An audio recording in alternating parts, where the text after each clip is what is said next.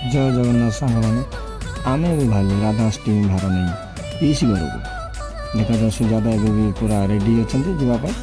ଚାଲ ବ୍ୟାଗ୍ରେ ଯେତିକି ଆଳୁ, ପିଆଜ, ତେଲ, ଅଦା, ରସୁଣ ସବୁ ନେଇଯିବା। ଗାଡ଼ିରେ ଏବେ ରଖିଦେଲୁ। ତାପରେ ଏବେ ଆମ ଭଉଣୀଙ୍କ ପାଖରୁ ହେଲମେଟ୍, ତାଙ୍କ ଚଷମା ନେଇଯିବୁ ପିଇସି ଘରକୁ। କାହିଁକିନା ବାଟରେ ଧରିବେ ତ ପୁଲିସ ବାଲା, ସେଥିପାଇଁ। ଆଉ ମଙ୍ଗଳାଙ୍କ ପାଖରୁ ଆମେ ଦଣ୍ଡବତ ହୋଇଯିବୁ। ଦେଖାଯାଉ ଏଠି ମୋ କାକି ଆସିକି ଦେଇଗଲେ। ଆଉ ଏବେ ଆମେ ଚାଲିଲୁ।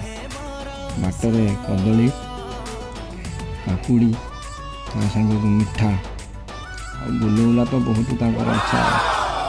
ଏବେ ରସଗୋଲା ନେଇ ଆମେ ଯିବୁ। ଦେଖୁ ଦେଖୁ ଆସି ପହଞ୍ଚିଗଲେ ପିଇସି ଘର। ପିଇସି ଘରକୁ ପଶିଲା ବେଳେ 3ଟି ଚେୟାର ବସିବା ଆମ ରେଡ଼ି। ତାପରେ ଗଲୁ ଭିତରକୁ।